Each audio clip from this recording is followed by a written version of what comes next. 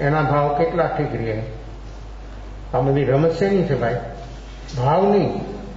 હવે મહેમાન આવ્યા, તમે મજબૂરીથી તમારે સ્વીકારવું જ પડે એમ છે ને, તો પછી સહર્ષ કેમ નથી સ્વીકારતા? શું વાંધો આવે છે? કોને વાંધો આવે છે? સ્વીકારવું તો પડે જ છે, મજબૂરીથી, દ્વેષભાવથી સ્વીકારવું જ પડે. અને મજબૂરીથી તો દરેક વ્યક્તિ દરેક ઘટનાને સ્વીકારે છે. કોઈ પણ હોય ને, મોટો શહેનશાહ હોય ને તો એને મજબૂરીથી સ્વીકારવું પડે. ઇન્દ્ર હોય ને તો ઇન્દ્રને પણ મજબૂરીથી સ્વીકારવું પડે. પણ સ્વ ઈચ્છાથી, હોશપૂર્વક, જાગરણ સાક્ષી ભાવ સાથે સ્વીકારે તો સ્વીકારવાનો તો છે. તો જાગરણ સાક્ષી ભાવ પૂર્વક, હોશપૂર્વક સ્વીકારે તો એ જ ઘટના, એ જ પ્રવૃત્તિ તમને સાધના બની જાય. જે રાગ દ્વેષની વૃદ્ધિ થાય છે એને બદલે તમે રાગ દ્વેષથી મુક્ત થઈ જાઓ અને તમે કેટલા હળવા બની જાઓ, કેટલા ફ્રી થઈ જાઓ. તમને કોઈ બોજો જ ન લાગે, તમને કોઈ ટેન્શન જ ન લાગે. કરો પ્રયોગ, એક પ્રયોગ કરીને જુઓ, સ્વીકાર, સહજ સ્વીકાર કે બરાબર છે, આપણા સાધર્મી છે, આપણે કામ કરવાનું છે, આપણે કામ કરવાનું જ છે. એને સાતા કેમ ઉપજે એ આપણે કરવાનું. એ બીમાર છે એટલે નહીં, હકીકતમાં તો બધા બીમાર જ છે. એક જીવ એવી વ્યક્તિ એવી નથી કે જે બીમાર ન હોય. શેની બીમારી લાગુ પડી છે?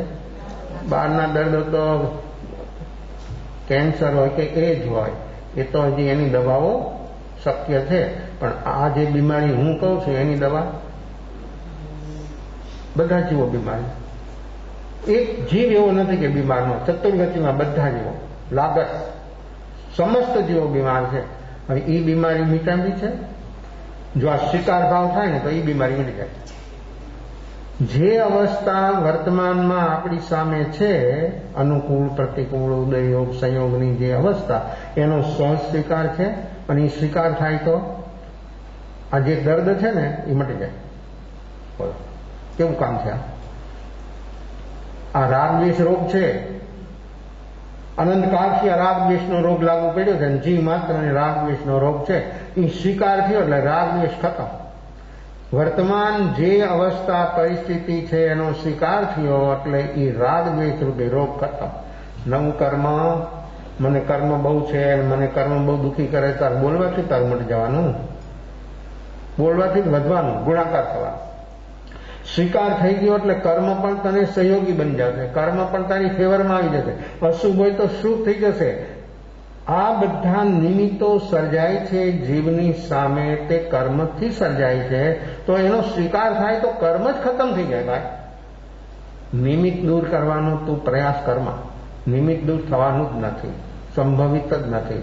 પણ જીવનો જો સ્વીકાર થાય તો જરૂર એની અંદરમાં જે કારણ છે એ ખતમ થઈ જાય. કારણ ખતમ થઈ જાય તો કાર્ય બંધ થઈ જાય. તો આ દરેક જીવ બીમાર છે. રાગ દ્વેષ રોગ છે અને ભાવરોગ છે. પાછો રાગ દ્વેષ ભાવરોગ, અને ભાવરોગ છે એટલે તો ભવરોગ છે. એટલે તો આ જન્મ મરણ ચાલી રહ્યા છે. જો ભાવરોગ મીટી જાય તો આનો ઈલાજ શું? ભાવરોગ, આ રાગ દ્વેષને મિટાડો. સ્વીકાર, વર્તમાન સ્વીકાર, ખલાસ. બધું સાયક્લોન, વાવાઝોડું તમારી ઉપરથી વહી જવાનું, તમને કાંઈ નહીં થવાનું, તમે સલામત 100%. પણ સ્વીકાર ભાવ જ્યારે વ્યક્તિનો બને ત્યારે એની અંદરમાં પ્રકૃતિઓ ખતમ થઈ જાય, કારણો ખતમ થઈ જાય અને વ્યક્તિ કેટલો મુક્ત બની જાય, કેટલો નિરામિષ બની જાય. શારીરિક, માનસિક, વ્યવહારિક, કૌટુંબિક બધી રીતે વ્યક્તિ સાતા એટલી ને એવી અદભુત સાતા એની અંદરમાં એને અનુભવમાં આવે કે જેની કોઈ સીમા નહીં. આવી સાતા, આવું સુખ, આવું બધું એને અનુભવમાં આવી જાય. તો આ કામ છે આપણું, મારાથી થવાનું છે આ મારું કામ. તો જળ કર્મ કોઈ દી ભૂલ કરાવતા નથી. ચેતનને જળ ભૂલ કરાવે? કોક દી તો સોચો, દિમાગ છે ને તો બુદ્ધિ છે. માણસો કેમ કે ઉપલો માળ ભાડે લીધો, ખાલી રાખતા છો તમે, નુકસાન જાય. ખાલી રાખો તો નુકસાન જાય ને. પછી ભાડે કોને આપ્યો છે? ભાડે તો આપ્યો કોને આપ્યો? કોણ ભાડું? સારા ભાડું જોતા છે? સહયોગી મને એવા ભાડું છે. તો તમે અત્યારે મકાન લેવું હોય તો લોકાલિટી જુઓ, એરિયા જુઓ, બધું કેવું સરસ સરસ જુઓ છો. બાજુમાં પાડોશમાં કોણ રહે છે? કેટલી તપાસ કરો છો? તો આ માર્ગ તો ખરીદ્યો, 7 માળનું મકાન કે પણ ઉપર પછી ભાડે કોણ આપ્યું? કોણ ભાડું થાય? એ ભાડું તો સહયોગી બનેવા છે. તો આડોશી ને પાડોશી દરેક કામમાં આડા આવે, બધા આડોશી દરેક કામમાં, અને દરેક કામમાં આપણને સહયોગ આપે એ પાડોશી. તો આપણે કોને ભાડે આપ્યું છે? સહયોગ આપે એવા ભાડુતને આપ્યું છે કે બધામાં આડા આવે એને ભાડે આપ્યું છે? એક આ શરીરનું લક્ષિત એક પણ પોઈન્ટ એવો નથી કે જ્યાં ખાલી હોય. આત્માનો એક પ્રદેશ એવો, અસંખ્યાત પ્રદેશી આત્મા એક પ્રદેશ એવો નથી કે ખાલી હોય. એમાં 2 ચીજ છે, આત્માના ગુણો પણ છે અને નેગેટિવ કર્મ પ્રકૃતિઓ પણ છે. અને આ નેગેટિવ જે પ્રકૃતિઓ છે એને આપણે ભાડે આપ્યું છે.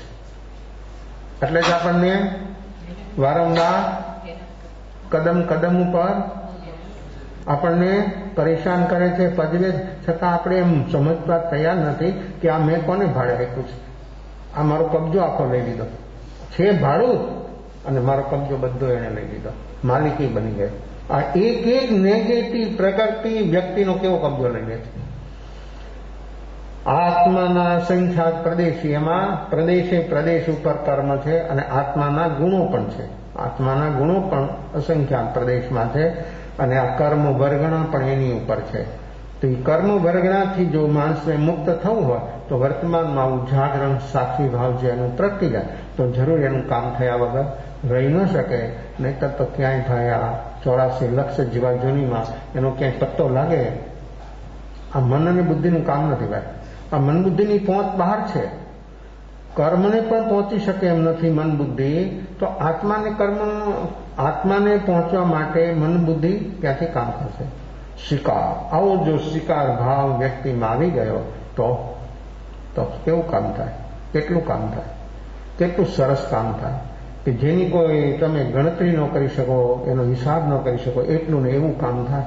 તો જો વ્યક્તિ આવો શિકાર ભાવ, ગમે તે પોઝિશન, ગમે તે અવસ્થા, શિકાર થયો એટલે રાગ દ્વેષ બંધ થઈ ગયા અને જીવની અંદરમાં એટલો બધો શુભ અવસ્થા એની બની રહે.